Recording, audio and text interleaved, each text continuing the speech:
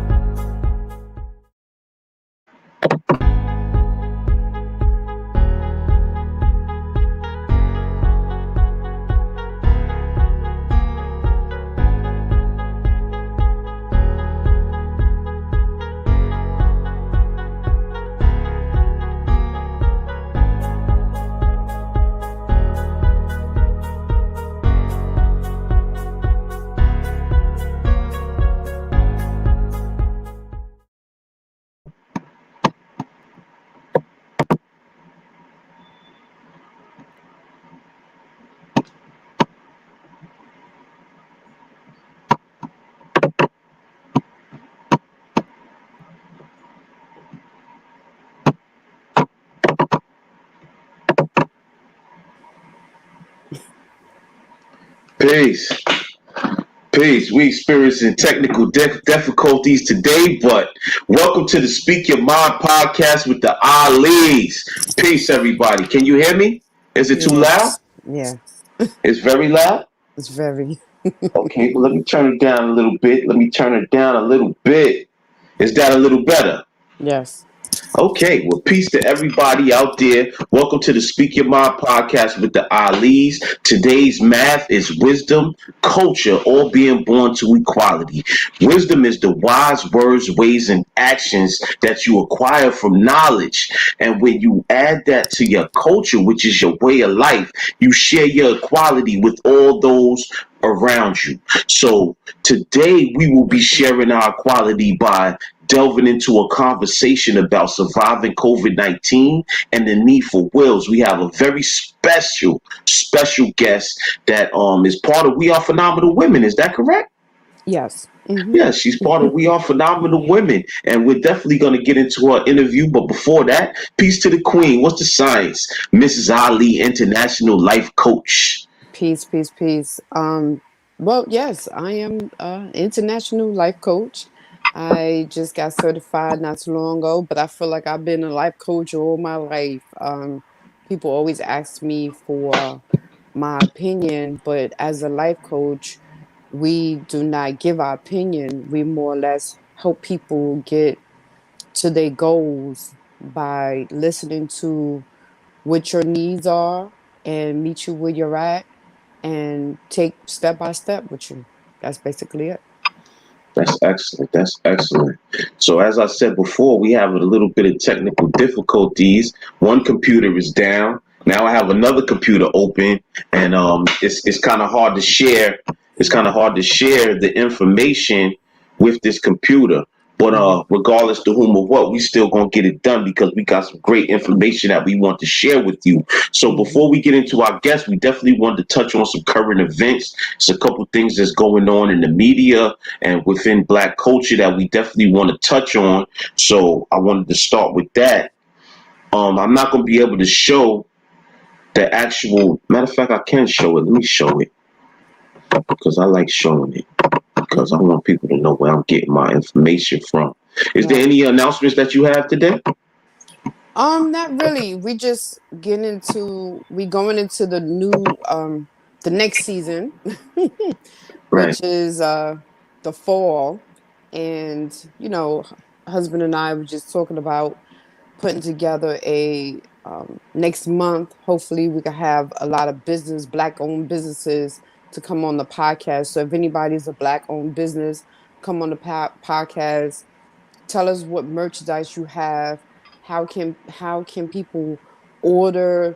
Make sure you have a website, things of that nature, because we do know a lot of Black owned businesses. Matter of fact, in my family alone, majority of us are Black owned businesses. And it do take time, but I think we need to put that out there more about the businesses that we have. Like, for example, I have jackets that says varsity jackets that basically say call me king and not the n-word. So that's moving and shaking. A few people have purchased those jackets. We want to just change the narrative. So with that, I could show my information, my jackets, pictures of people who already purchased the jackets, and let's get it up and going. So if anybody's Black owned business, for November month, we would like to promote your business on our podcast, because remember, right after Thanksgiving is Black Friday. So for those who celebrate those things, we want to promote your business. So I see my sisters are up here. They are Black owned businesses as well, author, entrepreneurs. So yes, let's make it happen. Let's do it. Let's show them. So it looks like the audience is ready for the current events. So let me share my screen. Let me share my screen so we can get to these current events. All right. So the first thing is something that happened that I'm sure everybody pretty much heard about. right? We recently had the death of Colin Powell, has been Mm-hmm. in the media. So we definitely wanted to touch on that and show our respects to the elder that passed Mm-hmm. away. Some people, liked Colin Powell. Some people didn't like Colin Powell, but he definitely was somebody that came from our community. He was actually from Harlem, and he Yep. rose to the height, right? So this article right now is in Brandeis Now. It's dated Sunday, October 24th, uh, 2021.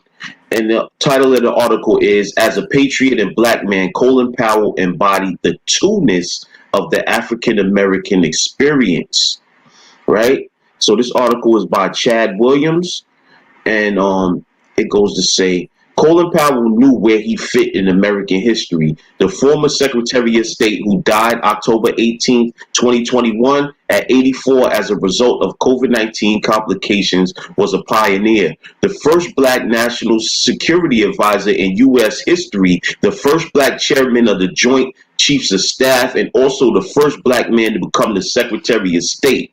But his American journey, as he described in the title of his 2003 autobiography, is more than the story of one man. His death is a moment to think about the history of Black Americans, men and women in the military, and the place of African Americans in government.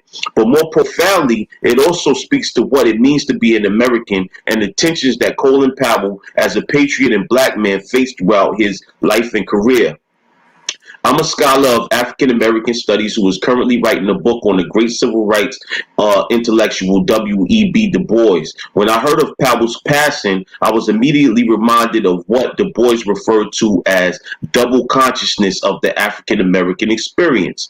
As Du Bois put in an 1897 article and later in his classic The Souls of Black Folk, this peculiar sensation is unique to African Americans. One feels his two-ness, an American, a Negro, two souls, two thoughts, two unreconciled strivings, two warring ideals in one dark body whose dogged strength alone keeps it from being torn asunder. This concept profoundly describes Colin Powell as a soldier, a career military man, and a politician.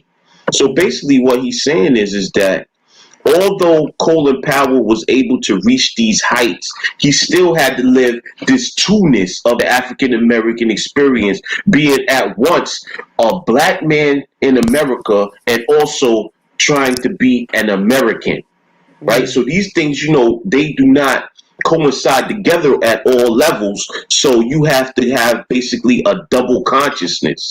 What's your Mm. thoughts on that? Wow. Yeah.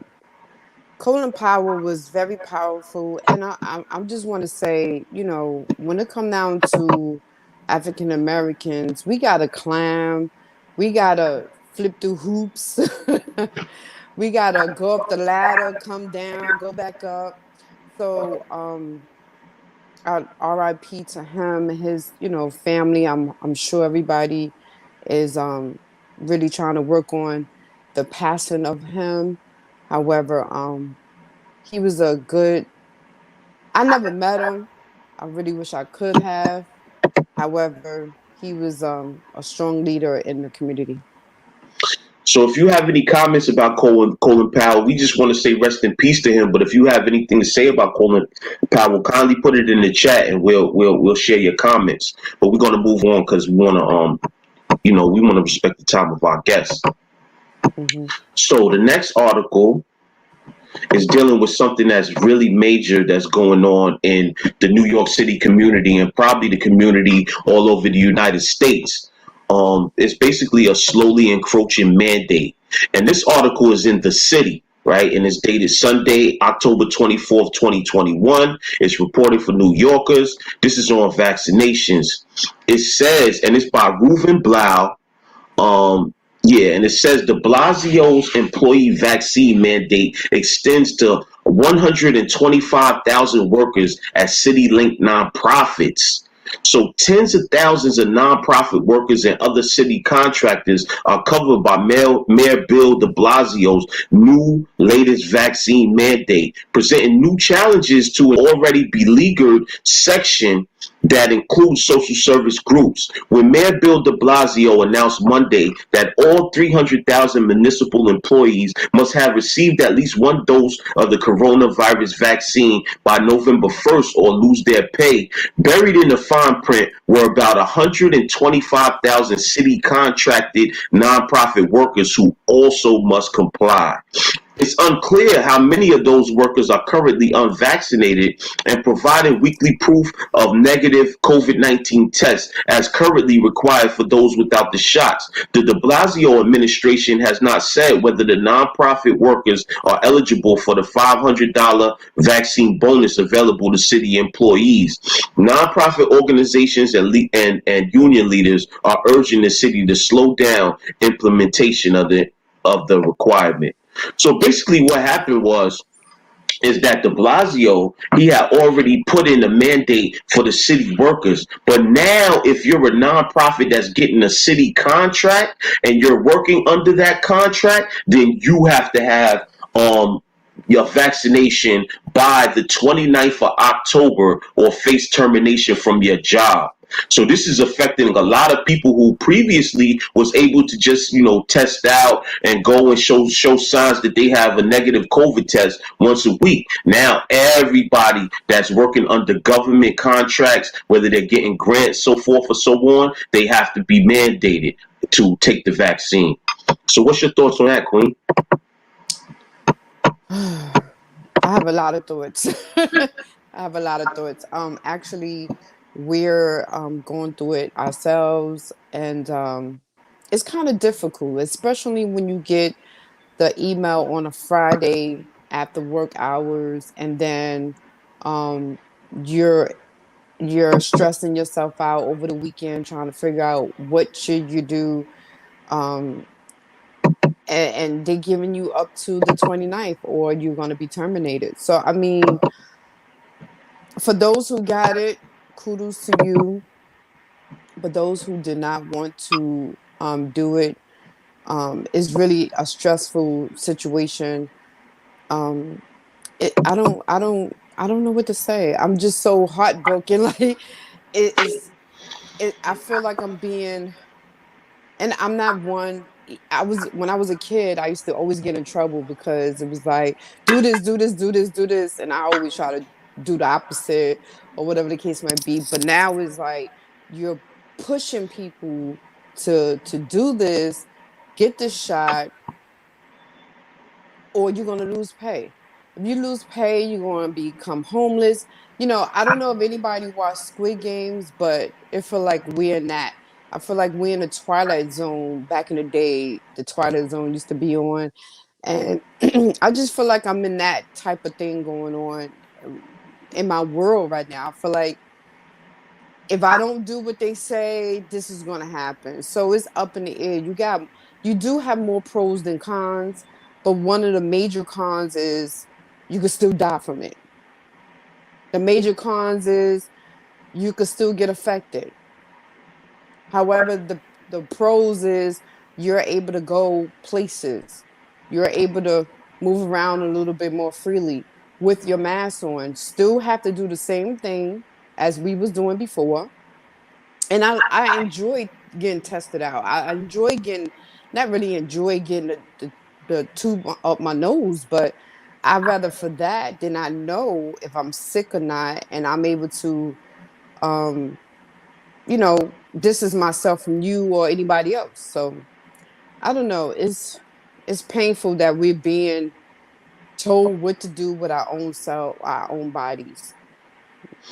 Well, interesting part of the story is that Colin Powell, as we recently just spoke of, he actually was double vaccinated, and he still succumbed to COVID-19. But he was up in age. He was in his 80s, and he had a compromised immune system. But it's just it's like they're encroaching, like they know what they're doing. They're playing the chess game, as I would say, right? Because they're putting these mandates in place to where it's isolating a certain group or sector of the community. And once that sector becomes smaller, then they mandate more people and more people until you're in a corner. what are you going to do, right? You're going to have to make the choice, or you're going to have to go to a permanent underclass. And a lot of us have worked too hard to want to go to an underclass. So Uncle Mark just posted, he said he at one point, oh, okay, he's still talking about Colin Powell. So in his post, he said he at one point considered the presidency, but his wife feared his assassination. He had won the respect of the white vote. The question is, the Republican, did he have the consciousness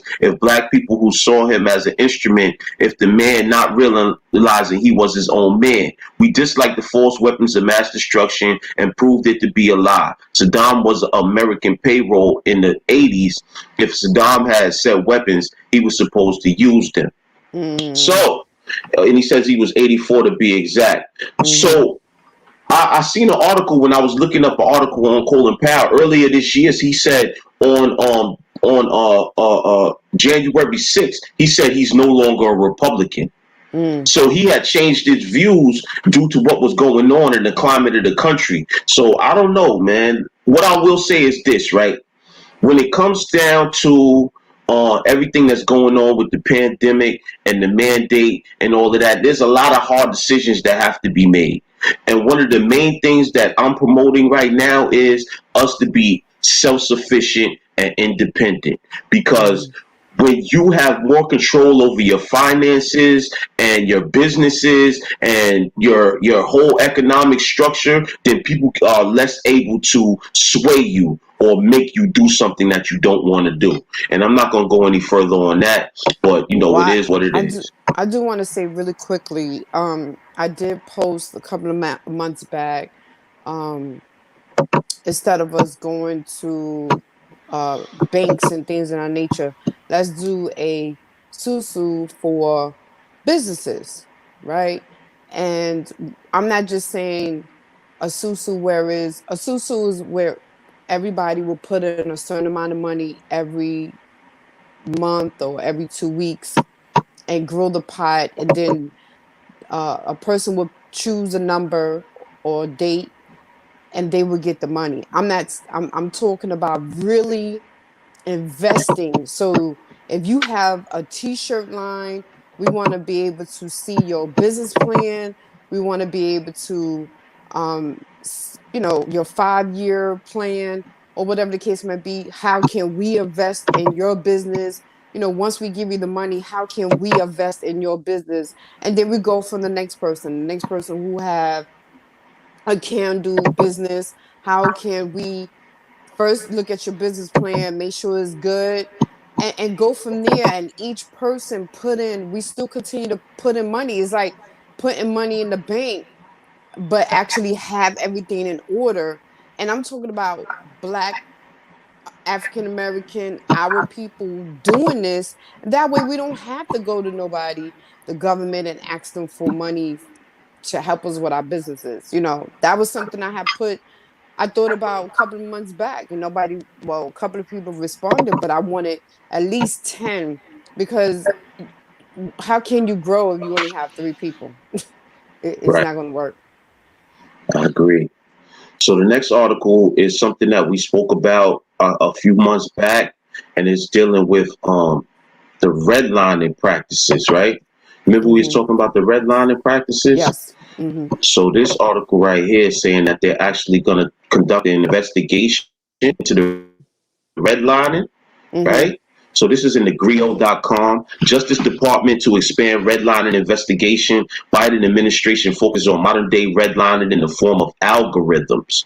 So the Justice Department announced Friday a cross-government effort to investigate and prosecute redlining, the practice of banks discriminated against racial minorities of certain neighborhoods. It is the first major expansion of redlining investigations since the Obama administration. As part of the effort, the Justice Department, as well as the Consumer Financial Protection Bureau, the Office of the Comptroller of the Currency, also announced a new case against Trustmark Bank for its treatment of Black and Hispanic borrowers in Memphis, Tennessee. So despite a century of laws designed to combat redlining, the racist practice continues across the country, and the long-term effects are still felt to this day. The average net worth of a Black family is a fraction of a typical white household, and the homes found in historically redlined neighborhoods are still worth less homes found in non-red line communities. Lending discrimination runs counter to fundamental promises of our economic system, says Attorney General Merrick Garland in prepared remarks. When people are denied credit simply because of their race or national origin, their ability to share in our nation's prosperity is all but eliminated. Mm. So, this basically speaks to the fact that in many of our communities, can you hear me? Yes. Oh, so in many of our communities, right, they have been utilizing a practice called redlining, right? What Mm-hmm. redlining basically means is that they take certain communities and put a circle around them and say that these communities are going to be de-invested in. And if people in these communities apply for bank loans, then they're not going to get a prime mortgage or a prime loan, or they may be denied for the loan, right? And how does that affect us? It means that working people who may be middle income or lower income over the years have not been able to invest in a home so that they have equity and they're able to do other things in life. So what do they have to Mm-hmm. do? They have to constantly be renting, or they living in lower income households, or they're living in the projects, or all of these different things where it makes the community and the standards of living in the community go down. How also Right. that affects us is the fact that in these red line communities, it has been associated with a lower standard and quality of health, right? Mm. So they say that we're more susceptible to things like COVID-19 and so forth and so on, it also may be associated with these red line practices. Mm. So this is something that's very important, and I wish more people would speak up about this. What's your thoughts? I do want people to understand as well. Yes, black businesses on the rise. Exactly. That, I mean, this is what they're pushing us to do. Like, let's be honest. We can't continue to um give people the upper hand on how our lives should be. You know, we've been doing that for too many years. It's time for us to step off of that that plate, that UFO. Because I just feel like we in another world. I don't know what's going on. I never even thought, being the age that I am, that we would be in this stuff. And I want to go back with Democrats and Republicans. Can we just stop with that? Can we just eliminate the Democrats and the Republicans? If it's all about the people, then why do we have to have all these titles? Like, what are we doing?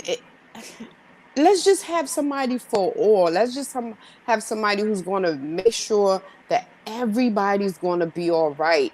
And I understand it's going to be rough. It's going to be hard. They've been promoting Democrats for I think from the time of slavery days, or was it the other way around? Well, at the beginning, like towards the end of slavery, a lot of African Americans became Republicans, right? Because the Republican Party was the party of Lincoln. So a lot Mm-hmm. of African Americans were originally Republicans until later on there was a political play in which a lot of the Southern Democrats actually became Republicans, and then also a lot of the African Republicans became Democrats. So it was a switch up. It was a switch up. But basically, if you look at it, they both are out. Both of those parties are out for the agenda of They own. yeah. So what they said left wing, right wing, it's all the same bird. And the bird ain't a Exactly. bird that we flying on. So you already Right. know what the deal is with that. Absolutely. Yeah, definitely. So, just Venetia Gatewood said is to keep the people somewhat still split and or separate. Absolutely. Just like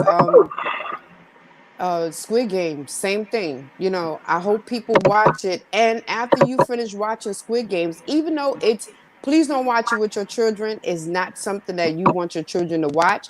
However, watch that and then watch the meaning and the symbols that they have in that movie, because or that what show or Mhm. series. We watched Serious. it, and then what we did was we also watched what each symbol meant And it was like, I mean, him and I were just looking at each other like, wow, this is what is going to happen sooner or later. I mean, come on. They not putting these movies out for nothing. So pay attention. Some Keep your third eye open. for some reason it's kind of glitchy. I don't know if people can hear, but I'm hearing a lot of choppiness coming from your side. But hopefully everything works out. But the last Mhm. thing I wanted to share before we get to our guests is this last article, and this is going to be something for all those who like to engage in the holidays and buy stuff for the children, whatever you want to do. We don't discriminate against anybody's tradition, religion, whatever. But this is something that's coming up that everybody needs to pay attention to. So they basically saying, and this article is in the Washington Post. It says the supply chain meltdown will make holiday shopping messy this year. Here's what you Mm, need to know. Expect delays, limited inventory, and higher prices. Most importantly, start early.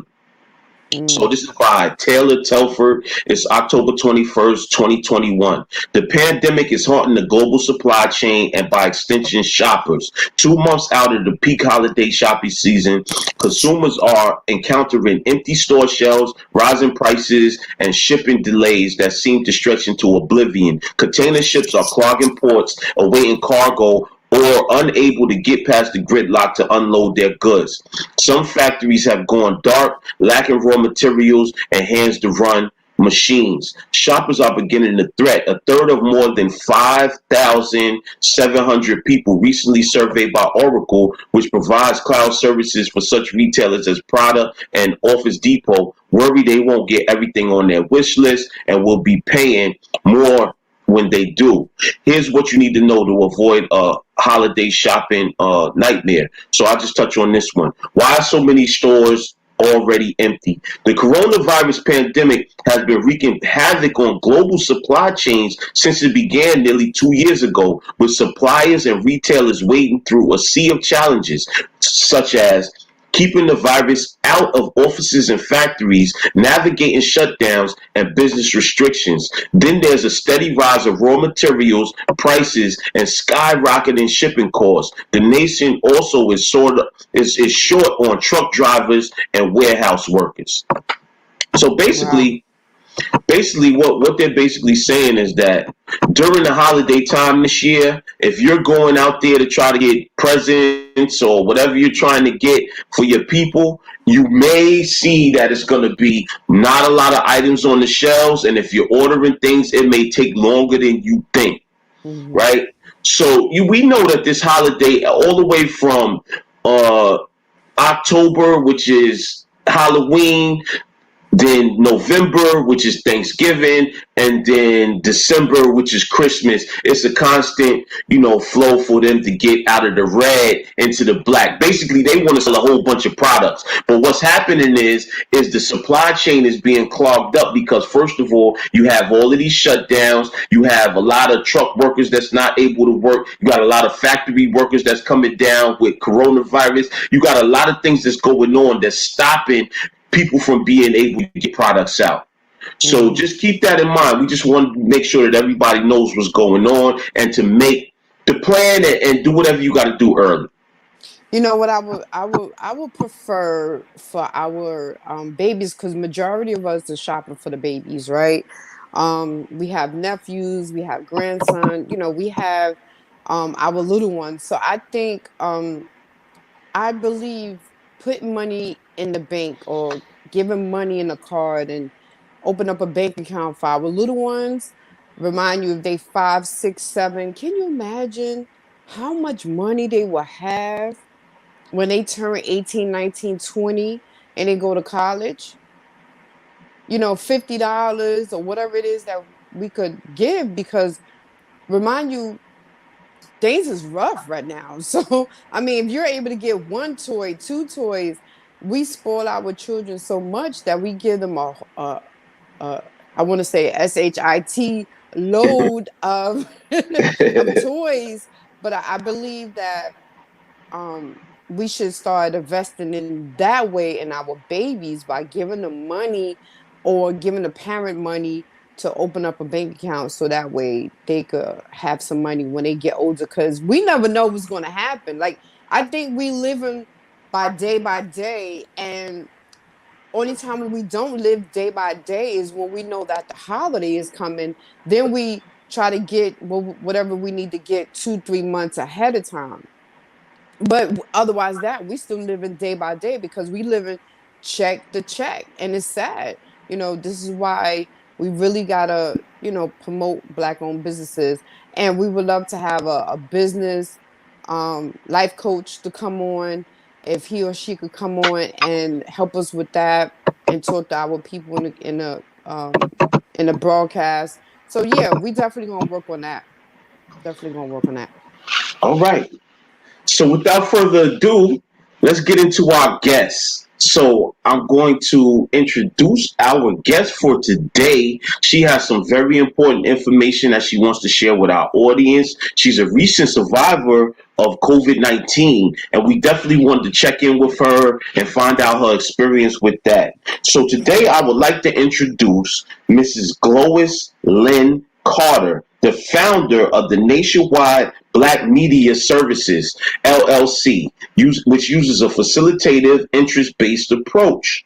Ms. Carter, in September 2020, launched the premier nationwide Black Family Mediation Services. Her career as a mediator began at the New York State Office of the Attorney General, Suffolk County Regional Office in 2013, when she joined the Bureau of Consumer Frauds and Protection as an intern mediator. She strengthened her legal knowledge and followed her passion as a court advocate, assisting victims of domestic violence. She was hired in 2015 by Riven Radler, a commercial litigation practice group, and worked directly with several partners and associates. In 2017, she advocated as the first provisional president of the National Independent Black Parent Association, Long Island, New York chapter. 2019, Lois Glenn Carter acquired an additional training and became a certified mediator with the Delaware Superior Court, a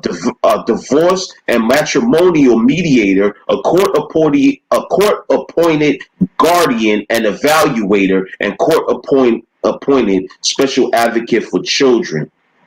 She's affiliated with the Professional Family Mediator Membership Committee, Enlightened Pathways, Career Development, and Entrepreneurial Consultation, Celebrate Thy Brother, Brand Ambassador since 2020, Black Law Committee and Mentee since 2019, and Delaware Paralegal Association member since 2019, the Pan Africanism Infatunde University, Ifatunde University member since 2018, and she is a member of We Are Phenomenal Women since 2017. So without further ado, I would like to introduce our friend, our collaborator, Miss Lois Glenn Carter. Yes. Peace. Peace. Where's she at? Come on. There we go. There she goes. Greetings, peace, everyone. Thank you for having me to the Ali. Thank you. Honored to be a part of your broadcast on today. Speak your mind. Mm-hmm. I always got a lot to say, so you know when to mute me out if need if need be. But it is a privilege and honor to be with you all on today. And do you want me to just jump into COVID, or are you going to ask me? Well, we just first we want to just check in with you because Okay. we see my mother taught me the meaning of love, so this is the principles that I follow in with, and Okay. she told me that there's no place on this earth that I would not check in with you to make sure that you are okay physically, Mm-hmm. Aw. So how you right? doing? So we want to check in with you physically, even though we're not physically like where we can shake your hand right now, but we want to check in with you to make sure that you're okay. Mm-hmm. Mm. Blessings. Thank you for that. Thank you, Mom, for teaching you that. There's always lessons to be learned, and Mm-hmm. so I am well. Good. It's Sunday, so I'm blessed and highly favored. Mm-hmm. All of those things. And Mm-hmm. recently on play, on as I've been walking, I've been listening to a song that says, Um, I'll love you forever. Mm. And that's the way our God and our Creator looks at us, is that forever is a long time. And that's Right. how much I love you. And that's how Mm. much I love you forever. So Oh. thank you for your friendship. Thank you for extending that, the how am I, because oftentimes people, when they ask, they don't really mean, how Mm-hmm. are you? Mm-hmm. Hey, how you doing? And then they're gone the next second. They didn't even wait for the response. Right. It's just a part of the greeting. So I am well. Good. I am now a survivor of COVID. Mm. And so I am loving on myself, self love, and Good. working to get this body into a better fitted suit for my continued journey Amen. here on the earth. There you go. So You know, here, we you know, when I got the news, I didn't say your name, but I was just like no, kind of choked up. I was choked up. I was really, really choked up. And I was just like, you know, pray for a sister that's sick, you know. And I'm so glad that you overcame that. And I'm happy you're here to share your story, because the only thing that we hear in the media is once you catch it, you're dead. And that's not necessarily true, because the beginning of last year, there was a lot of people that had COVID, and they actually came um, on my end and spoke about how they recovered from it. So I just want people to understand that if you get COVID, guess what? You could bounce from it. It's going to take a while, but this is why we have Queen Lo on, and she's going to share her experience. So tell us a little bit about yourself and what you do. Let's get into that. yes. Well, so as far as my experience with COVID, um, I had this was September. I'm residentially on the West Coast, and I Mm-hmm. traveled to the East Coast, anticipating some court activity and some other things happening, and I attended a festival, and I believe that's where I may have come in, contact with the COVID Mm, strand, and it was almost immediately I felt lightheaded. mm, You if you pay attention to your body, you will know what when something is off. It's what mm-hmm, you do with that response is very important. So I began to feel lightheaded. I began to feel not myself. And so here I am with pumping up on the orange juice, on the vitamin C, taking the Tylenol for the headache. And again, you can feel your temperature rising even wow, without a thermometer. And so mm-hmm, I started to experience that, watching my temperature, making sure it didn't rise beyond a higher level. And so I ended up in New Jersey. I ended up in New Jersey, and what happened?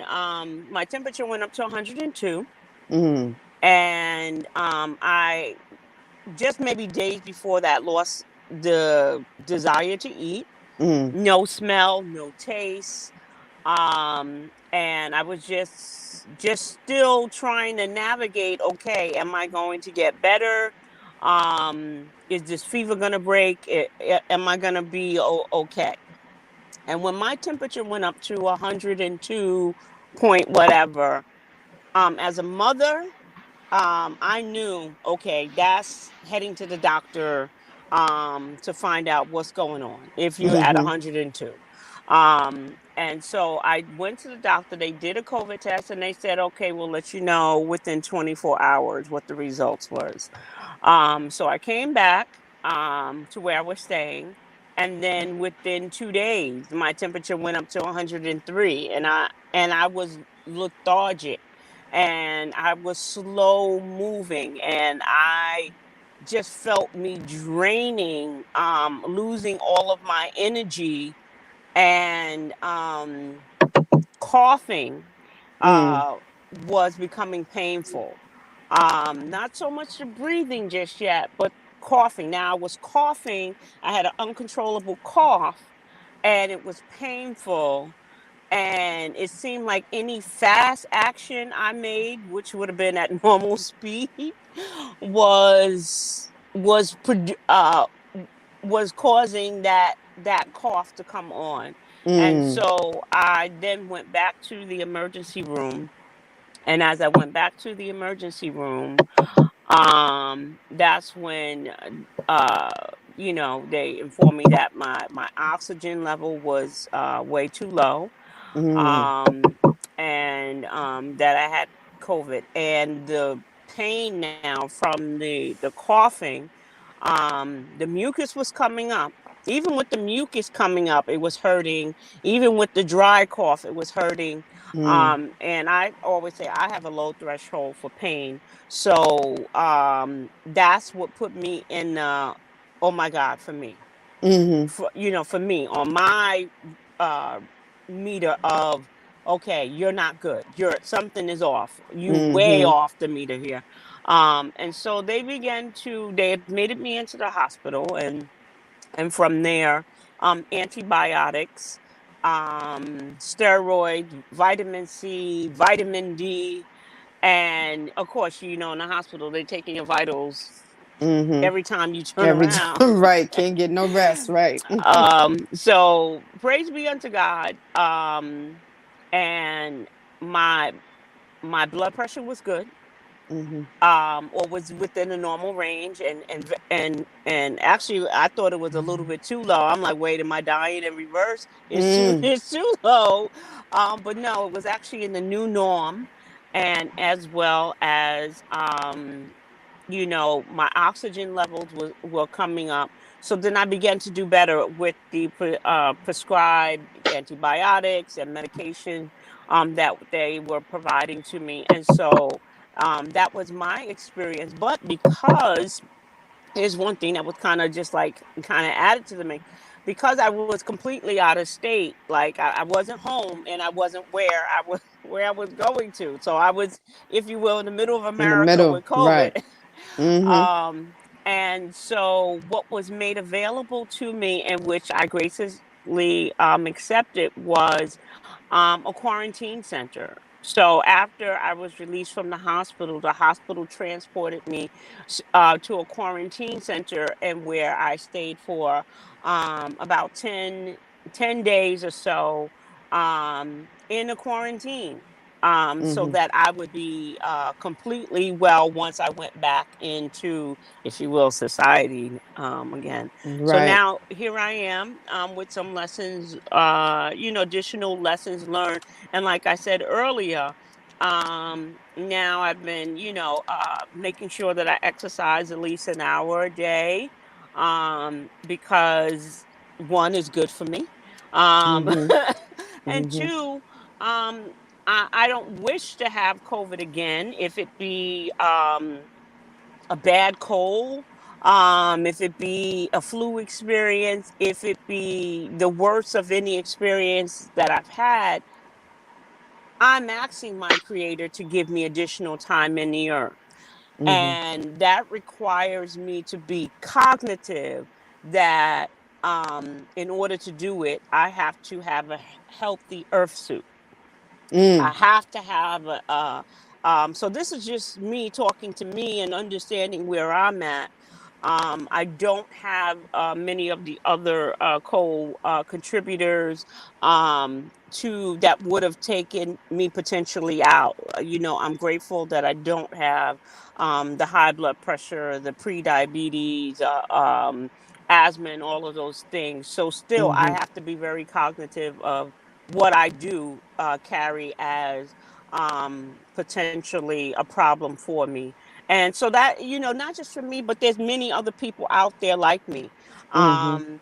who just kind of, what the heck? I'm not walking anywhere. I'm not doing anything better with my life.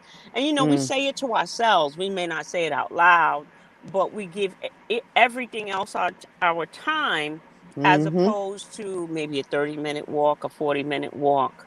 Mm-hmm. Now if you're in New York City, I don't know how you're not walking, like you know, that's like So look. let me ask you a couple things, right? Mm-hmm. I just want to go back just a little bit, right? So you start to feel the symptoms, right? As you said, you lost the taste, your temperature went up, this, that, and the third. What is your mindset at the time? Because we Right. all just went through a whole situation. We all lost a lot of loved ones. We all just went through a whole Yes, I know. situation over the last 2 years. And now this thing is at your door. What is your mindset at this particular point in time? Mm-hmm. Well, my mindset, because initially, just losing taste and smell was kind of, and I hate to say, it was okay for me, right? It was okay that I wasn't hungry. I was okay with that because that immediately happened, right? I was not thinking COVID, inability to breathe, and you're going to die. I was not thinking that. Um, and I know, coming out from a year and a half of this pandemic and seeing and hearing phone calls, this one died, this one passed, this one Mm-hmm. this, and I have been on, the whole tangent about the children, about all of the things that I do that we're going to get to.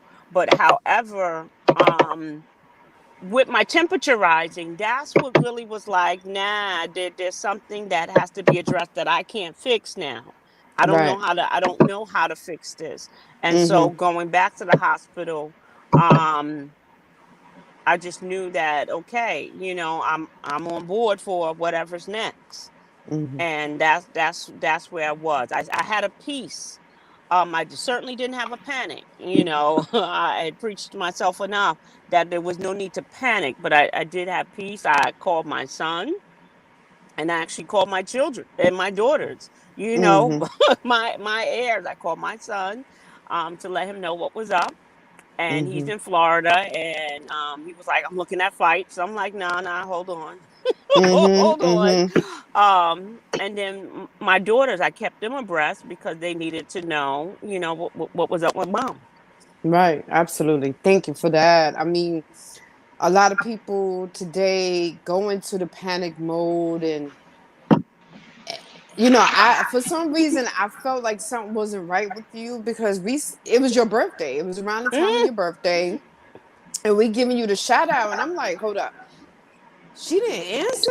She have not. And then I go into my investigating mode. I start looking to see if you even post anything lately. And I'm like, something is not right. So when I hit you up, and then I said, can I FaceTime you? Because now I want to see you.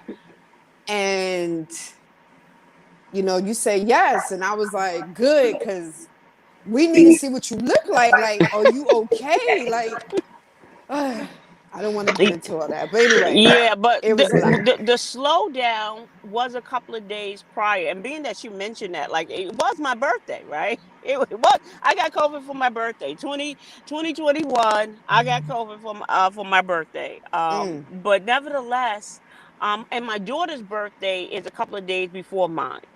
But I mm. was starting to the slow down, the no smell, the feeling lethargic. That was, for me, I would say, about 5 to 7 days before I actually went to the hospital.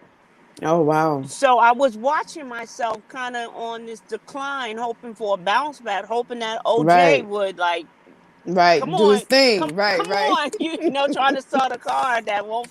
Come on, come on, come on. So that's kind of where I was. So by the time I went into the hospital, actually was the day before my birthday. Oh Um, wow. and it just was what it was at that point. I'm big on celebrating life.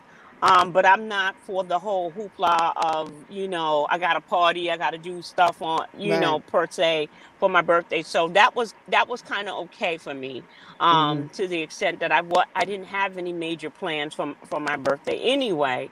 Mhm. But I didn't expect them to be at the hospital either. Right. So slow down. I So wanted I some heard, chocolate cake somewhere, and that never yeah, happened. chocolate cake, chocolate on chocolate with all the icing, and yeah, I love me some chocolate on chocolate cake. But It's so listen, loud. Ooh. I don't know what it is. I don't know what it is with my microphone, but it's not even up loud. But Okay, anyway, long maybe I story need to cut short, mine down. yeah, maybe you just cut your headphones down. But check it. I know I heard you say that when you felt like you had contracted COVID, you started to take your own supplements in the beginning, right? And then when you got to the hospital, they had a certain protocol for the COVID therapy as well. So can you speak about that? How did it differ from what you were taking in the beginning, and then what they gave you in the hospital? Oh, it was vastly different because maybe some time ago I had actually had gotten some black seed tea. Hmm. So I was drinking that. I had green tea. I had the orange juice, the vitamin C. I had the Tylenol. I know people say zinc. Um, Also, I mean, there are so many different holistic approaches. And of course, you just about heard them all within the last year and a half. Mhm. So I was doing what I knew was my regimen. Mhm. What it is for me, because I'm not a big pill person. So again, um I was taking at minimum those things, and then a friend said to me who had called, and he was like, so you taking medicine with no food? And Mm. so it's like reasonable thinking was departing from me as well. He was like, Mm. you can't take medicine without food. You got to eat. But Right. because the smell and the taste was gone, I was like, I can just take this stuff without eating. Yeah, no big Mhm. deal. Mhm. But no, so it's like you do need a reasonable voice within the process. But once I got to the hospital, their protocol is one of the first things that they're going to do is give you IV. Mhm. Um, just for fluids. They're not going to allow you to eat anything until Mhm. they do their testing and things of that sort. Mhm. Um, and then once they admitted me, it was the antibiotics that they prescribed through the IV, Mhm. and definitely vitamin C, Mm. vitamin D, which may just be my own personal deficiencies, but nevertheless, that's what I was taking, as well as a steroid for the lungs and for the breathing. So that was my regimen. You could talk to someone else, and they may have had other medications and other things based on whatever their Beliefs um are. Mhm. yeah, whatever their medical history dictated. But Mhm. again, I believe that because I didn't have some of the other things, that was just my regimen when I Mhm. was in the hospital. And and as they did my vitals, I saw what my blood pressure was, and I saw what my temperature was, which was in the normal range. So that was beneficial. Mhm. Um, in my situation. But of course, I've heard of so many situations Mm. of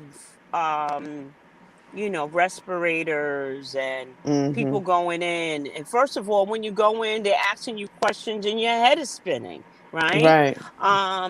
So who's to say that you're even clear on what you told them, what was wrong, or what was going on with you? And so then I speak to um, peace over panic in the forefront of who is your power of attorney, excuse me, your healthcare proxy, Mhm. what sort of things that you already put in place so that you can maintain um peace in the end, and family is aware of what's going on. So that's why I called my son first. Right. Right. So we gonna Just get into that. We gonna get into Yeah, we're that. gonna get it. We don't we Mhm. don't want to jump the gun on that. We just want to touch okay. on this part first, right? Okay. So, what was the next question? Shanice, you So wanted to we ask? basically we are happy that you recovered, as you know. You already know that. I'm so grateful. Sister and Queen Lo is here to talk with us about her experience. After going through your experience, what is your view now taking the jab? Well, I am still okay. So before COVID, um, the jab was a question, and so for me, Mm-hmm. and to know me is to know that I am a Pan Africanist. I am conscious within the conscious community Mm-hmm. for our liberation and for our Mm-hmm. self sufficiency. And you have to take a look at history, and you know that America is full of stuff. It Mm-hmm. the jab it's everything that they can come up with. And you used the word earlier to make us the permanent underclass. And so we have to have had um a full scope visionaries to see that this was coming, because we called it the plandemic instead Mm-hmm. of the pandemic. And to know that the vaccine, when you talk about vaccines, you can also remember that the same people who gave blankets to the Native Americans filled with smallpox, Mm-hmm. their heirs are now trying to tell us overwhelmingly that get this vaccine is mandatory, it's policy, it's what has to happen. So some of us are still very cognitive of what happened years ago. Years ago. To you Mm-hmm. talk about Tuskegee, you talk about syphilis, you talk about everything that America has done with medicine, um, to create such a disenfranchised group of people, and even to those that you speak to who children have suffered with autism, and they Mm-hmm. are petrified of immunization and things that now the government tells you. Now, I mean, COVID, nobody is liable for anything. You Mm-hmm. can't sue a flipping soul over anything that has anything to do with COVID. And that is important. And it's the reason why that is so freaking important is because it was, if you will, the leg you had to stand on when something goes left, right? Mm-hmm. In good faith, you're going to give me this, but if something goes terribly left, you're going to be liable for it. Mm-hmm.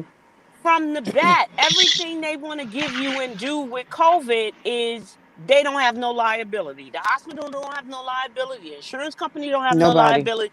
No one. So you just blindly taking this medicine in 2021, and the best that they can say is, well, you still have your job. And but don't forget, your job is an at will employer. Right, So when next week they say you punched in late, you gotta go, you still got the jab and you don't have no job. right. So I mean, So it's that's a interesting that you whole. said that. As far as the at Thank you for will, saying that. yeah, the at will employee, because I'm not sure a lot of people understand what exactly that term means, and the only reason I truly understand what that term means is because my wife is currently studying for an MBA, and I'm reading the book she reading, and in those books it explained this whole idea of being at will, and that whole idea of being at will is the reason why they can mandate vaccinations within these jobs. So can you touch on that just a little bit more? Well, well. Let me give some disclaimers, right? As we go into the conversation. I certainly don't provide legal advice. Right, I am a legal professional. I do wear a number of different hats in different arenas. So I am privy to documents and information, and that helps to build my knowledge and skill set. So that when I do come on platforms or when I speak to clients, I'm knowledgeable. But Mhm. I certainly do refer people to the appropriate. Like if you tell me, oh my goodness, my chest is hurting, I'm going to say you need to go to the doctor. You know, Mhm. if you tell me you have a legal situation, I'm going to point you in that direction. So let me start off by saying life is law in these United States of America in which we live, in which we dwell. Life is certainly law. And it certainly would behoove us to understand far more of it than we currently do. Mhm. Because everything, just about everything, and I'm going to over exaggerate, everything we do, it has some mirror or shadowing or influence or direction from the law.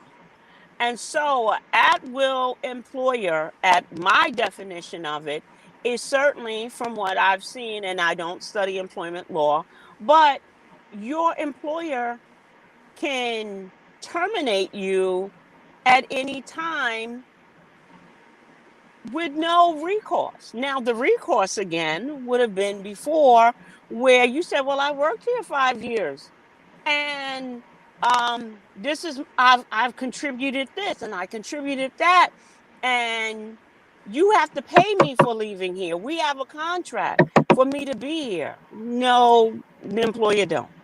The Mhm. employer doesn't have to.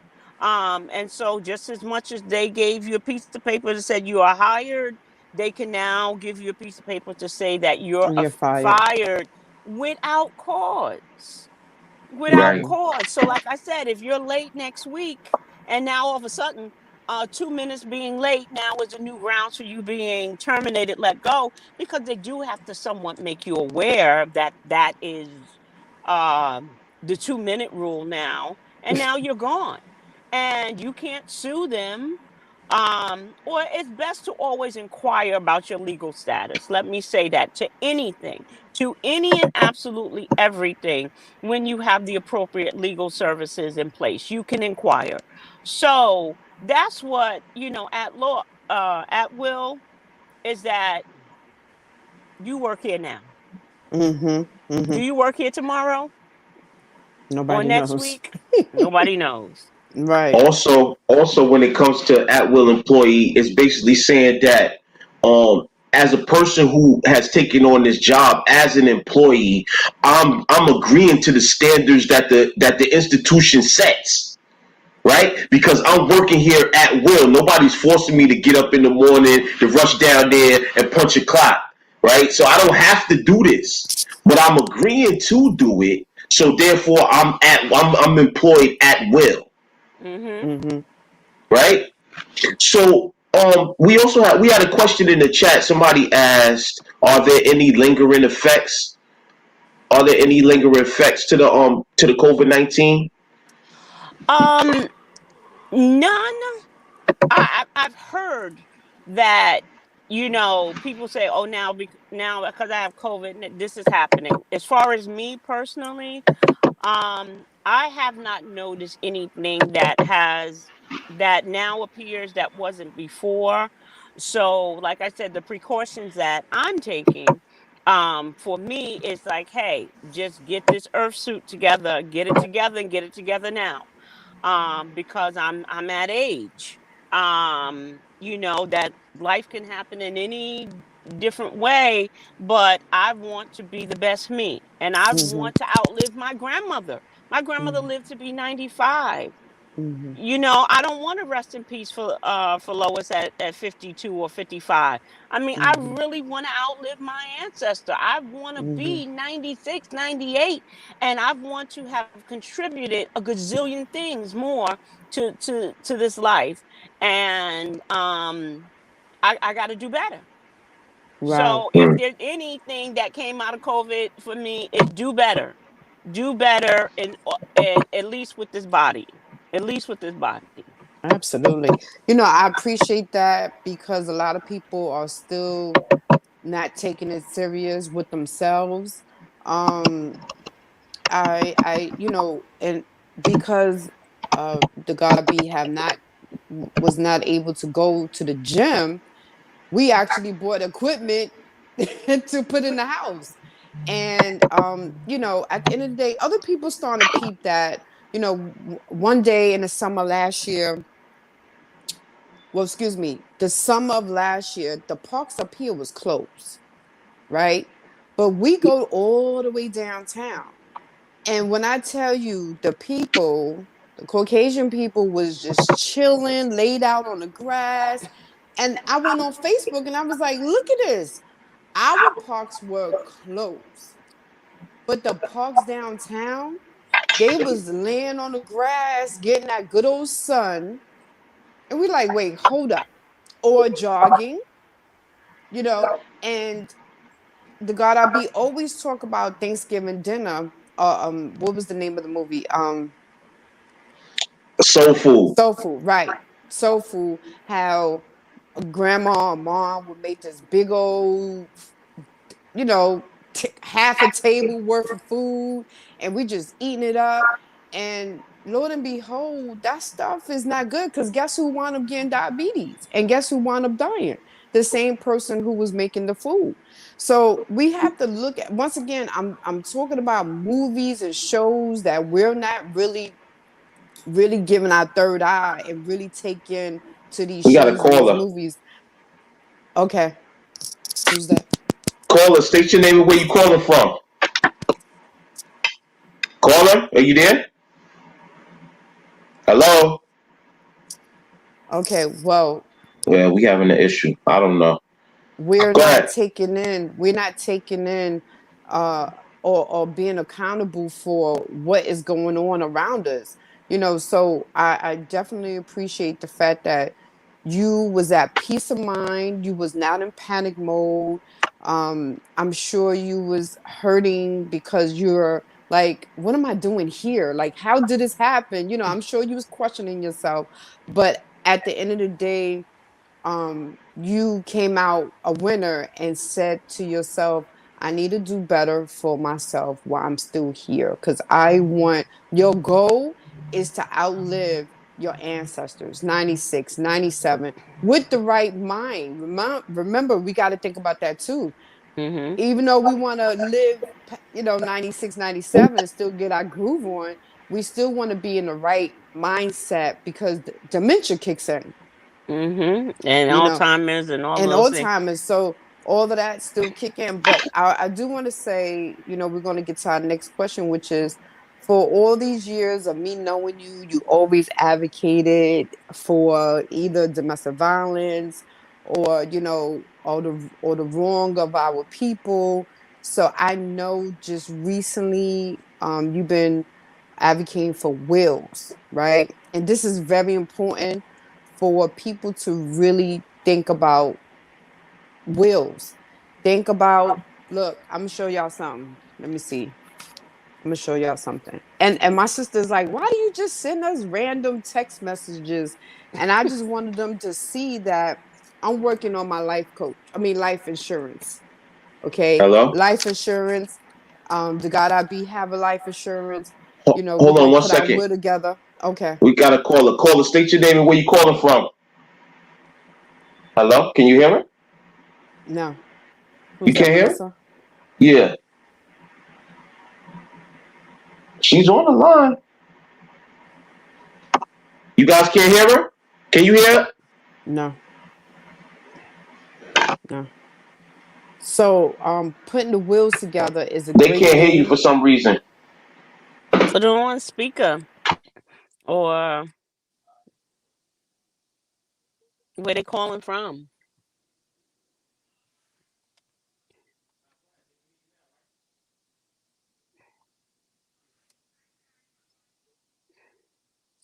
Can you hear me?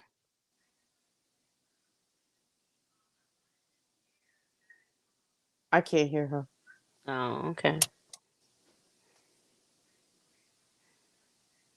Live callers add an interesting twist. And the God I be frozen up. Oh, well, I hear her, but y'all don't hear her. I know I don't hear her. Where's she calling from? She's probably in Queens. Oh, okay. That's Melissa. Oh, Melissa. Oh. Yeah. giving out at certain locations. Because I figure you're going to do this. Okay, something is going on with he blinked out. So we've been having a lot of difficulties with the other computer. So please bear with us because she might have to repeat the whole thing over. Well, you want me to continue with the aspect of the wills, or do you Yes, want? please. Okay, Let's talk about the will. wills. Okay. Again, I would say, when I met you Mm-hmm. personally, Mm-hmm. with We Are Phenomenal Women, Mm-hmm. um, 2017, Mm-hmm. maybe a few months before or during that time thereafter, um, I just was introduced to the information of, oh, you should have a will. Mm-hmm. And what does that mean when people say that? You should have a will. And so my legal mind was like, yeah, I heard of a will, but I don't know per se, what I would put in it. And so I never Mm-hmm. really looked at the paperwork, never really looked at it. Mm-hmm.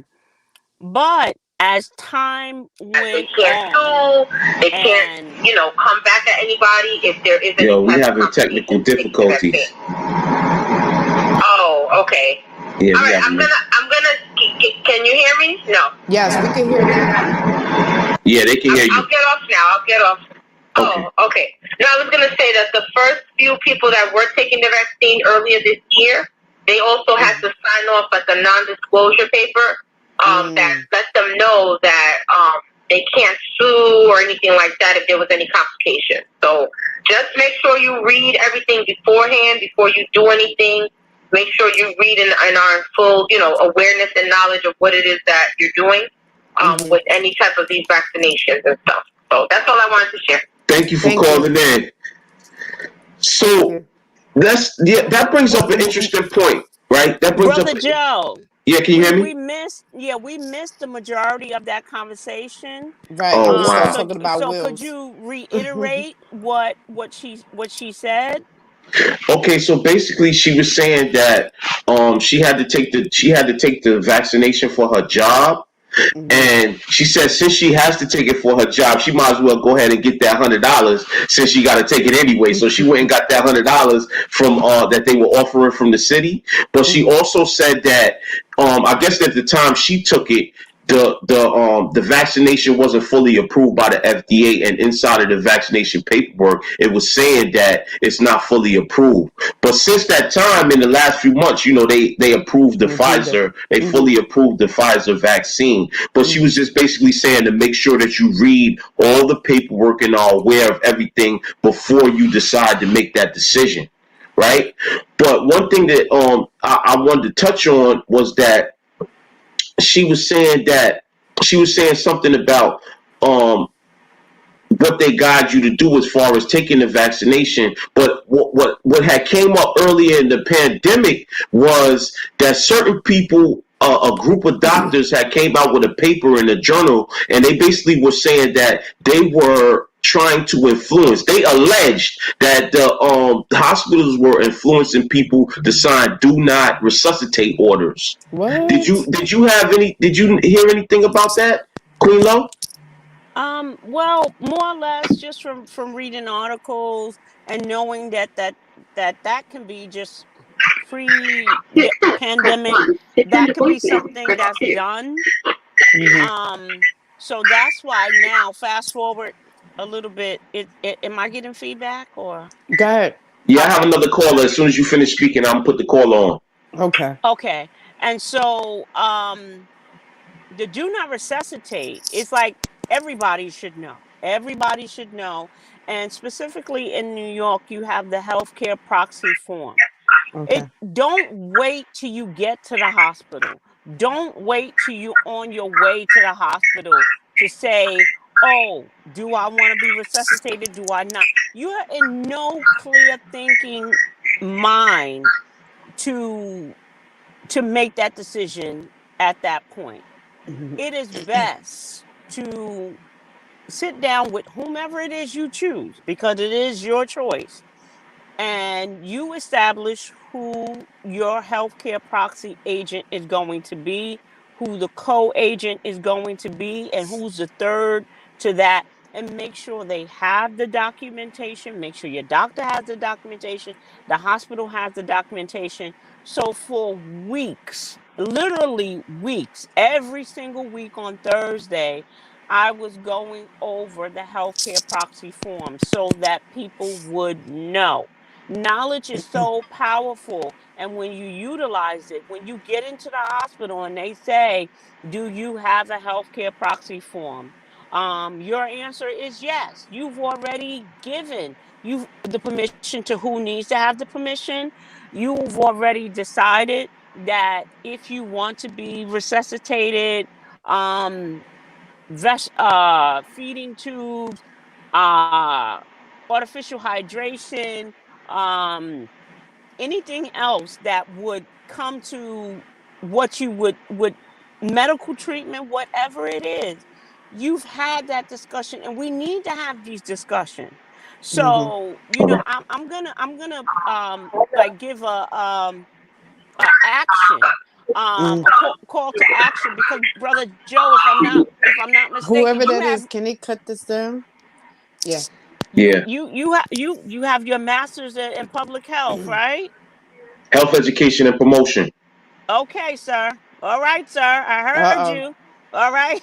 So that's the question. When you bump up with your brother next time, or you speak with a sister, yo, do you have the healthcare proxy form in place? Do you have this information? Because this is just basic stuff.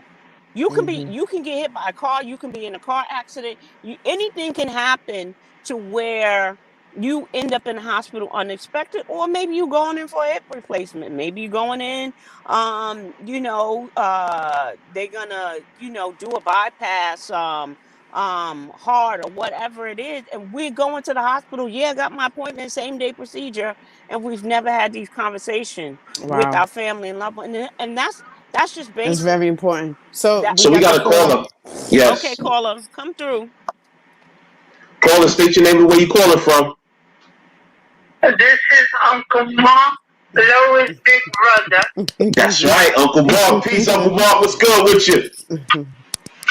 Peace. First, I want to say to Lois how much I love her. Aww. And I bring peace and greetings from Mother Maxine. For those who don't know, Lois is my little sister. She is the sister of my brother Joey Glenn Macchiotti. And so I want to say that we have been praying for you, Lois. And thank you. I'm glad to know that you are doing well. Yes. And so what I want to say is that, yes, those healthcare medical proxies are so important in the event that these hospitals become overburdened with the COVID-19 patients. The doctors are going to be in a position of playing God. And those who do not have a medical proxy in place, well, the doctors have to make a decision of how resources are deployed into hospital. And so if you don't have that medical proxy, chances are you will not be resuscitated. But what I would like for Sister Lois to address, as she has addressed so many times in our many forums, make plans, don't panic, make plans. In our community, we come from the same village. They have this saying that they know, but we know life is law. And Lois, tell them why they know don't work and don't stand up in the court of law. Thank you. Love Thank you. you. Thanks for calling in. Speak to you soon, all right? Yes, what Uncle Mark is referring to, and Mark, certainly love to you and the family, and to your mom. The expression, they know. So for instance, let's say you're talking to a homeboy, brother, dude, my guy, whatever it is, my brother from way back in the cut, and you say to him, "Yo, man, like, so if something happened to you, are your affairs in order?" And his response is gonna be like, "Yeah, yeah, they know what to do." Mm-mm. Who is it they know? Mm-mm. And what is it to be done? Mm-hmm. So a specific putting it in writing campaign actually came out from the little phrases like "they know" and "yeah, I'm good." Because when you're in the hospital or you're in a nursing home or life happens or you're in a car accident, Mm-hmm. and that they know becomes so freaking messy. Mm-hmm. Okay, what your wife would have done versus what your sister would do is not the time for them to be having a conflict, because your wife is estranged from you and your sister is there, but who has the legal right to make decision? They Right. know doesn't work. Right. So the hospital is then going to want to know who has the legal authority to now make decisions for you. Mm-hmm. And so we oftentimes like the mess of a situation as opposed to doing what is appropriate and what is right. And that is simply putting the appropriate documentation in In place. order. Mm-hmm. And it is your life and it is your decision. So, Mm-hmm. for instance, as I gave that example, if you are estranged from your wife Mm-hmm. and you do want your sister to carry out your wishes and or make decisions for you, put that in writing. Mm-hmm. Literally put that in writing. And Mm-hmm. so yes, you might have minor children who cannot because they're under the age of 18, but if you have adult children, what does that look like? Right. What Absolutely. adult children, oh my goodness, are in my I won't say in my opinion, but I've seen them really tear up some stuff because they Mm-hmm. can, Mm-hmm. whereas minors don't even have the wherewithal, and so they don't tear up as much as adult children. Right. But again, some of my entry into this work now in this season of life is because I've come into contact with full grown adult children who can't, who won't, who are fighting each other tooth and nail over the care of their mother, their father, their loved ones. And we like to fight as opposed to doing what's right. Like by way of example, especially to the do not resuscitate. I Mm-hmm. had a daughter who was so adamant with the hospital to resuscitate her mom. Now, her mom was up in age, but she also had siblings who were fighting her as well over the care of her mother. Mm-hmm. So the resuscitate order was in place. However, the hospital had to file an emergency petition to remove that do not resuscitate Mm. because they said that the mother's health was failing. And on the day that they were supposed to go to court, mom passed Passed away. away. Oh wow.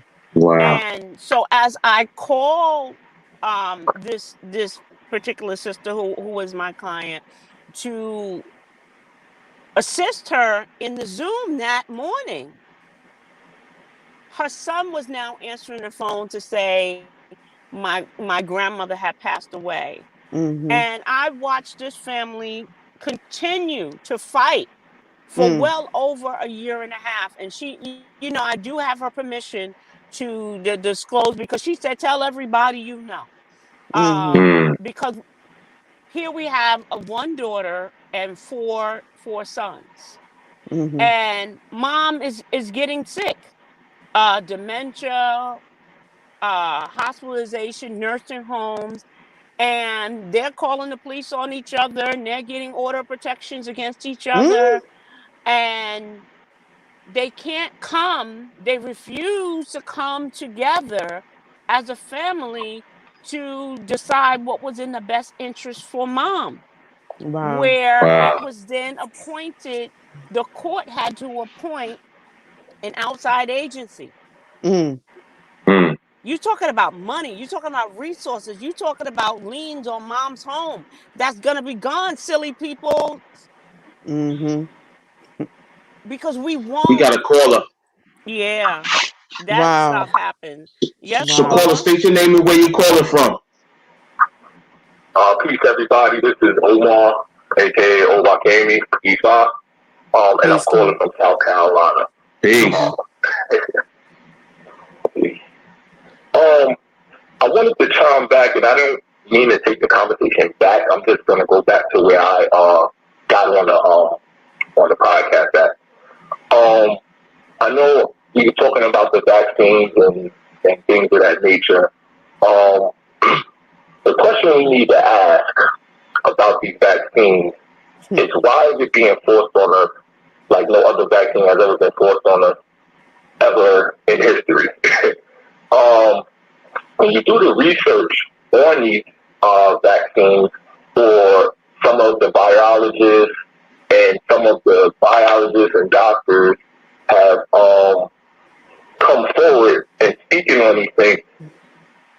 First off, Moderna has never ever brought a vaccine to the public ever before. The question you should ask is why is and biotech companies involved in creating vaccines? Now, there was at least 12 issues of the Life magazine, at least 12 issues talking on transhumanism agenda. Basically trying to, and I'm going to say allegedly, Right. trying to force humans into becoming robotic in a way, or taking our DNA and putting it into robotic form, kind of like iRobot, the movie iRobot, which touches on what Sister Shanice was saying about using our third eye to look at these movies on a different level. But Moderna has never brought a vaccine to the public before, and it's a biotech company. Why is a biotech company, I'm sorry, why is Pfizer working with a German-owned company called BioNTech, which is also another biotech company?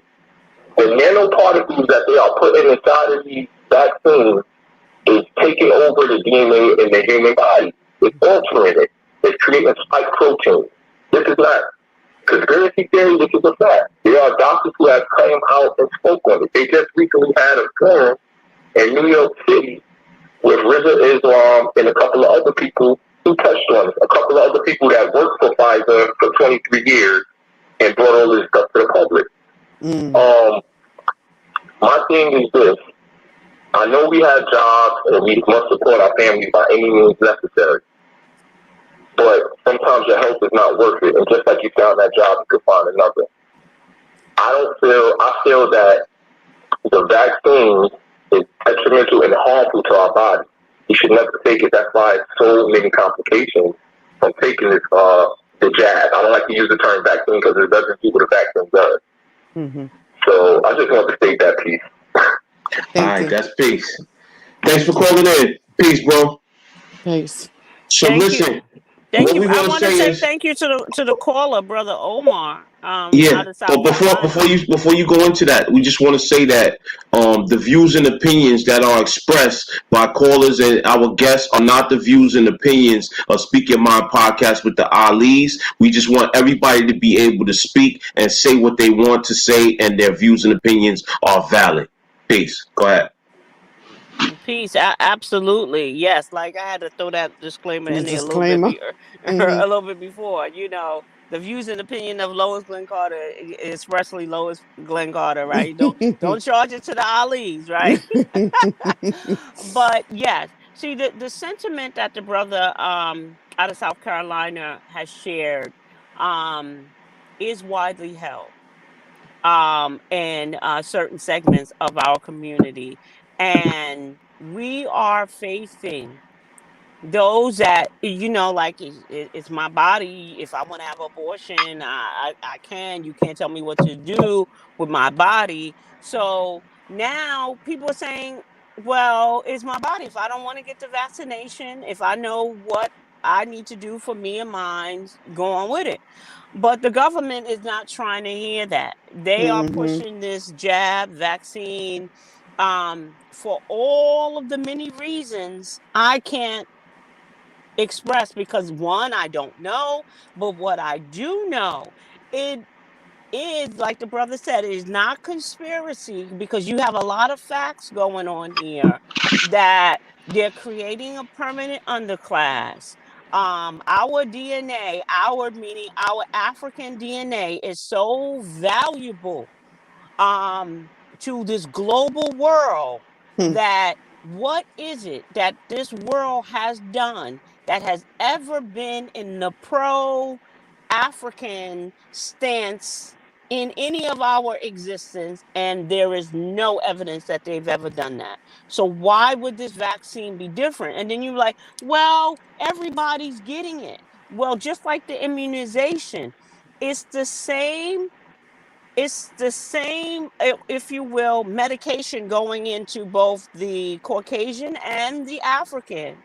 But because of some of the properties in which the African has, it is more detrimental to us as opposed to the non African. And so I would not think that this vaccine is any different, that 5, 10, 20 years or more from now, we're going to find out whether it be for the robotics, whether it be for the permanent. We're going to see what their plan was for this vaccine. Mm-hmm. And it really is a very difficult time, um, for us, because as African people, as Black people, we're not in that position to be self-sufficient. We're talking about nation building. We're talking about pulling ourselves away from this America in order to be, sovereign, to make Mm-hmm. our own rules for ourselves. And we are kind of light years from it.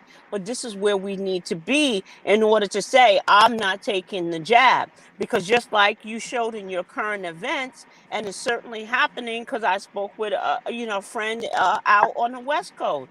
She works for a non-for-profit, and the contract that her job has with the state puts her in a position to where she has to get, the vaccine by a certain date. The same thing Mm-hmm. that's happening on the East Coast. And her job is, she's a case manager, in a reentry program. So Mm. for her, it's very important that she's there advocating for the community that is overly arrested, that's incarcerated, that, she's able to make the appropriate decision and help to, make sure that someone serves community service as opposed to, being incarcerated. So now her decision for her body and her life versus the jab, taking the jab. Now it's, what do I do? Mm-hmm. I need to protect me and mine, and they can fire me next week. Or do I make the sacrifice for the millions more that I need to assist on this job, provided I'm not terminated by the at will, employer? But So it's a lot. yeah, it is. So I just want to say, if they could pull this off by threatening us with our livelihood, with the income piece, anyone who's getting any government assistance, please believe is coming. It's next. It It's is coming. definitely next. SSI, public assistance, whatever it is that you're getting government assistance is going to happen. So I mean, people sit they sit and talk about these things as the God I be watch a lot of these speaking engagements, or when they having meetings, And trust me, I think Bill Gates was talking about this back in when? Like years ago, to be Right. honest. Years ago. And then it's starting to come out now. We live day by day while people putting plans together 10 years from now, 5 years from now, 20 years from now. But we're still bickering and fighting with one another. And it does not make sense. Like the will, you mentioned about the will. So I'm going to bring it back to my sister. When I send them the text and the picture that I'm putting my life insurance together, it's like, whoa, why you doing that? Like you and your random text messages. And I'm just letting them know, even though I am married, I still want my family to know that these things is going in place for me. Because one, I'm an asthmatic, and two, because of the whole COVID situation, you never know what can happen. So when I bring up those type of conversations, it's like I don't want to talk about that right now. I don't want. And we have to have those conversations. We have to have uncomfortable conversations all the time, because people, we can't trust what's going on. We have to prepare ourselves in a better form, and I hope that we start doing better versus just waiting around for that thing to happen, and then there's a GoFundMe page going up for Shanice Gable Ali. We don't want that. We don't want that. If anybody wants to give money, that's something different, but we should not have to have a GoFundMe for the death of whoever it is. It doesn't make sense. So I think we need to do better though. Yeah, we So I absolutely. We got one more question. Okay. yeah. Um no, I just wanted to state something real quick. Mm-hmm. I just wanted to state that, we're not anti-vax or pro-vax, Right. right? We know and understand that some people have no other recourse or circumstance, right? And people at the end of the day are going to have to make the best decision they can for their family Mm-hmm. or whatever they have to do. And some people have pre-existing conditions. Some people are older. Some people just do not have a strong immune system, and they're going to have to make a decision. And some people have to make this decision because they're working with people that may be vulnerable populations, right? So what I really want to say is that at the end of the day, we still have to be in a position where we can reach the end goal. And some of us may have to make sacrifices so that we can reach the end goal. But at the end of the day, we want the ones that's coming behind us to live a better day. And that's what it really boils down to for me.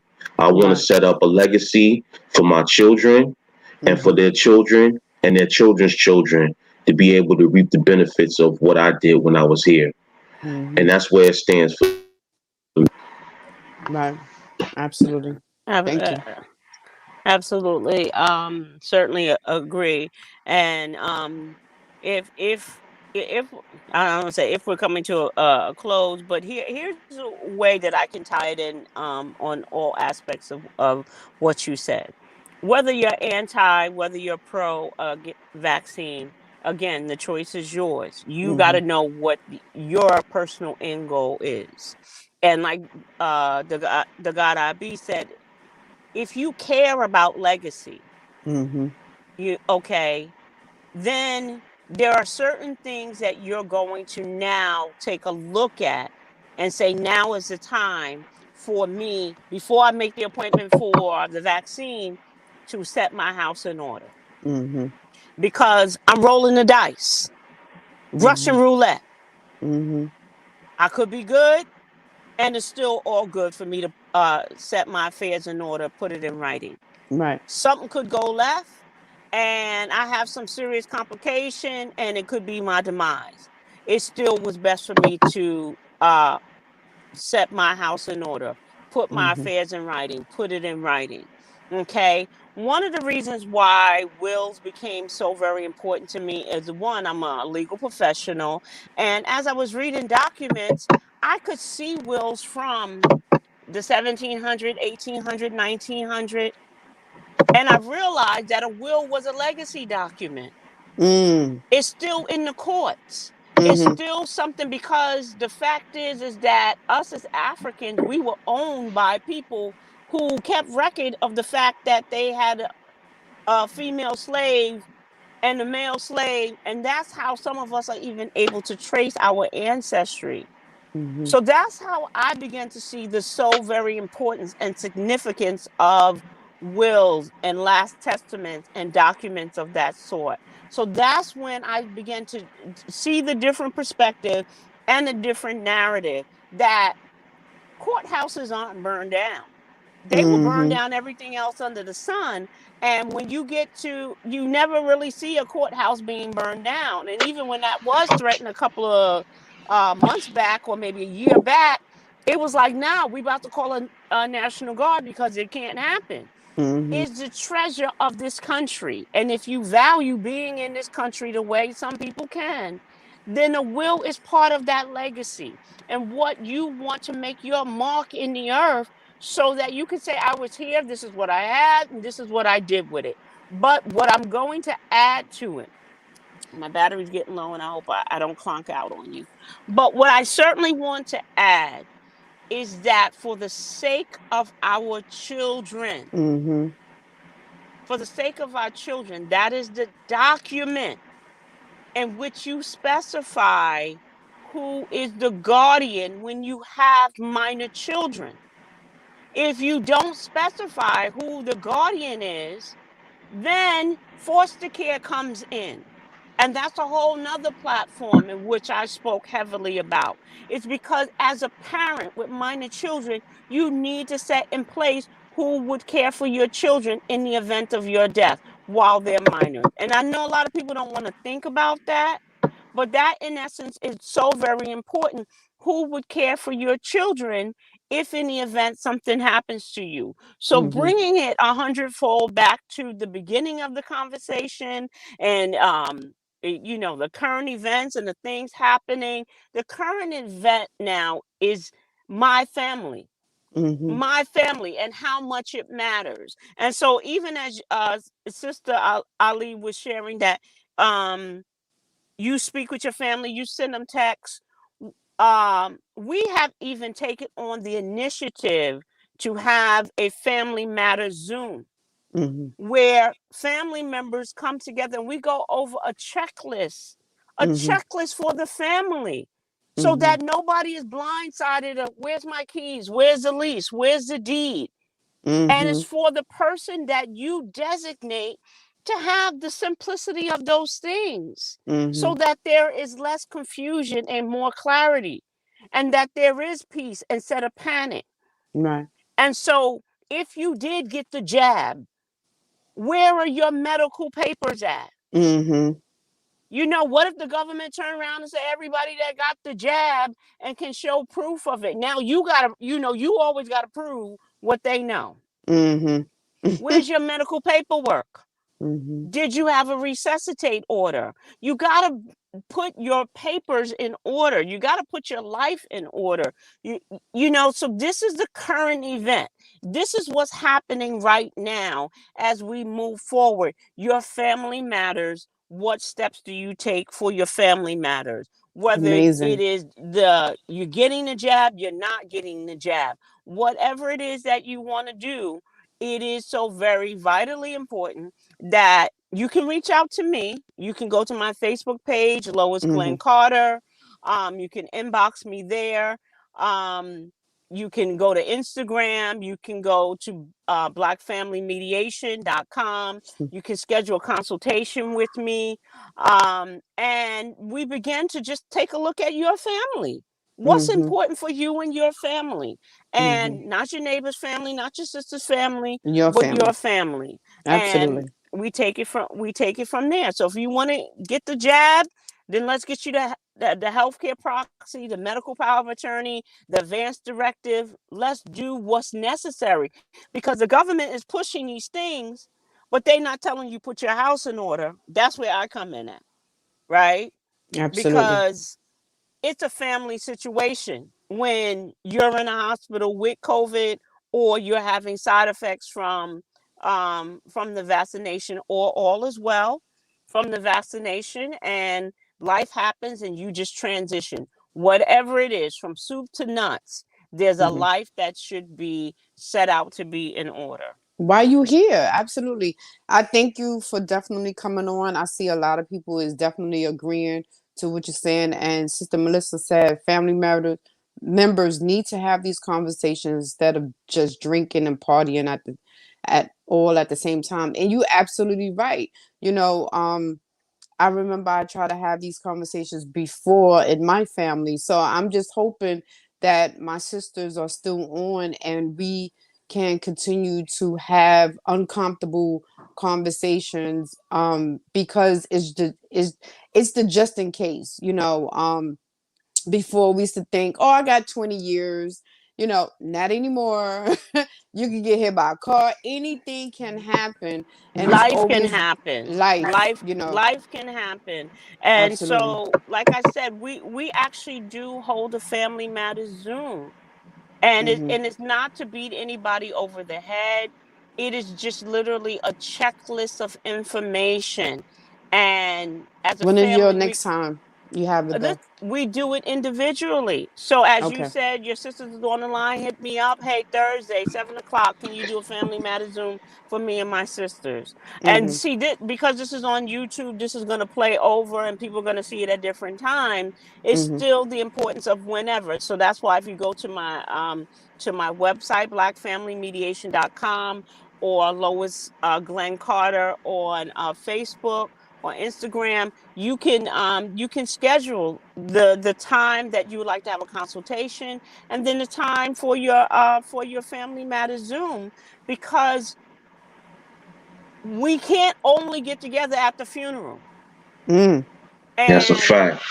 if we have the family reunion and whatever events going on for the family reunion planner, still reach out to me. Let me have 15-20 minutes of your family time to just introduce the documents and leave it all. And when you all get through your family, you're already together. And even as the holidays are coming up, right? And whoever celebrates Thanksgiving, to each his own, blah, blah, blah. But families come together, right? And Hmm. again, it's the time when mama and auntie and everybody is there, but you're not having the critical conversations to bring clarity. Right. That's right. Absolutely. And it doesn't take 2 hours. It takes about 15-20 minutes. Let me come in, let me come talk to the family. I'm a family mediator, so I know everybody don't get along. I know she gonna be rolling her eyes and this one gonna be sucking their teeth. I know that's gonna happen. But the point is, we get down to business, because as Right. a family, we ought to be about our business as a family. And so Amen to that. that's where it's important for us to have these conversations, now, internet, Zoom, YouTube, whatever, but bring it back home. We still got to bring it back home for our loved ones to make sure Thank you. that they're good. And then Thank we you. can eat the soul food. Right. Ain't that something? Listen, you put the turkey in instead of you put the smoked turkey in instead of The pork. the fat back, That's right. and instead of using the Crisco and the shortening, you gotta just look. If vegans can eat the way vegans eat, we can do a whole lot of things. You can do with soul food, and make it Still be good. flavorful. Exactly. Put that broth in instead of. You know what's crazy for me? Oh, Oh, she. we lost her. Her phone must have died. You Hmm. know what's crazy for me? If it seems like, although I stopped eating red meat over 3-4 years ago, I still gained more weight than I ever did than I ever did have when I was still eating red meat. So it's like, damn, what's going on with me? Maybe I can't go full vegan. I went full vegan one time and I was looking like Skeletor. I don't never want to go back to that. Oh my goodness. I don't know about that one. I never want to go back to that full vegan situation, but Wow. I gotta find a middle mark. Or I gotta get back in the gym full time because this thing is getting out of hand. Well, I do want to say, we also need to cut off the salt. I don't even cook with salt. I do not put salt in my food. Um, I use the regular seasonings, the garlic, the onions. I barely use all the other stuff. And yes, we did gain some pounds. Yes, we did. However, and it's so weird because, it's not like we eating out of control, so we do eat well, we do eat our vegetables and things of that nature, we do take our vitamins, we do drink our water, you know and I'm thankful for you for bringing in that other type of food Salad. instructions. Right, Salad right. almost every darn day. I ain't gonna lie. I think it's the turkey wings, though. It's the turkey wings. You put the turkey wings on me. The turkey wings got me up there in weight right now. The turkey Yeah, wings is the okay. thing We right don't there. even eat turkey wings on a regular basis. Listen.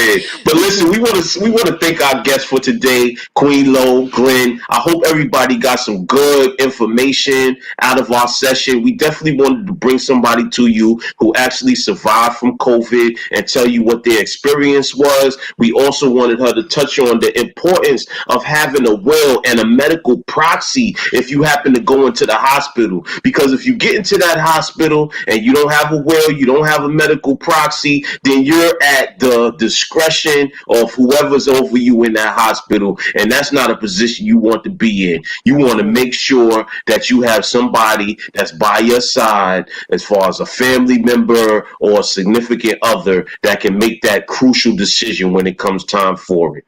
Absolutely. So I see Dietrich, she said pandemic weight gain. That's a fact. Yeah, that pandemic weight gain. What I called it, that COVID 15. Well, that Right. COVID 15 had turned into that COVID 20 pounds now. I don't know what's going on right now.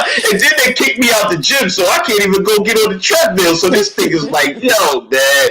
But it is what it is, man. Salute to everybody out there. I hope you enjoying your Sunday. Don't forget, early voting has started. Go out there and vote for whoever you want to vote for, and just realize it and recognize that some of these people that say they're for us, they're not really for us. Check their record and see what they really did when it came time for duty.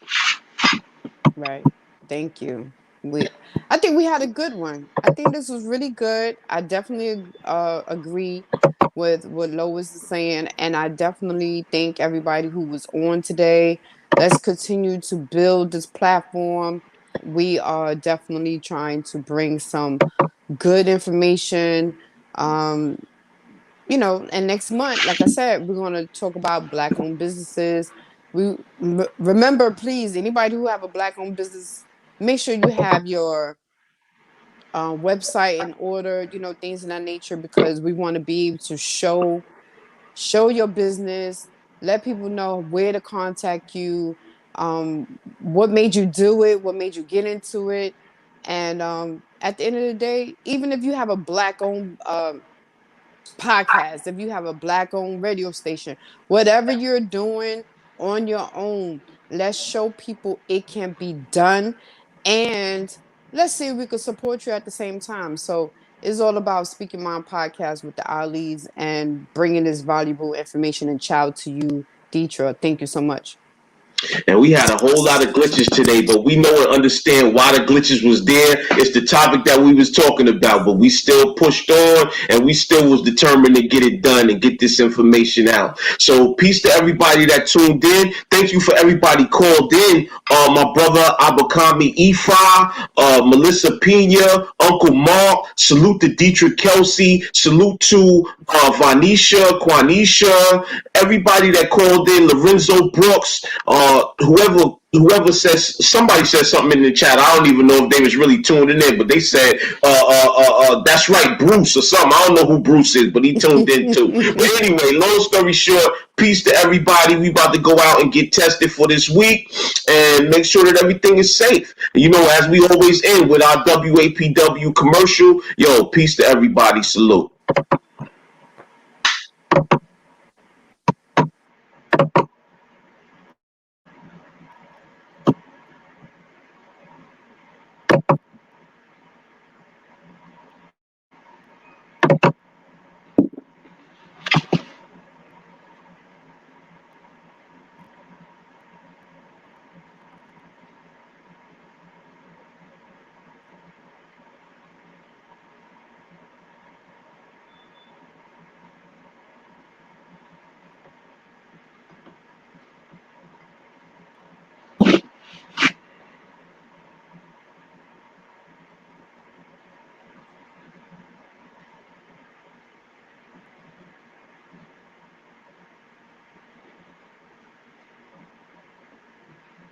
There's no volume.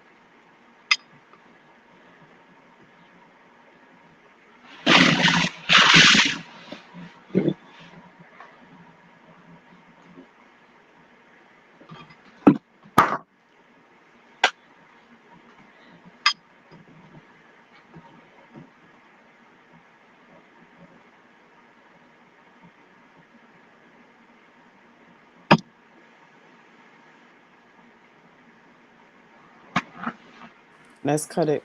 I can't hear it.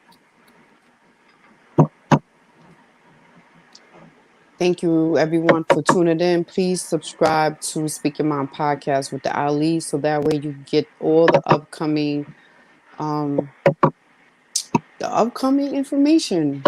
So please tune in and subscribe. Thank you so much. Peace. We out.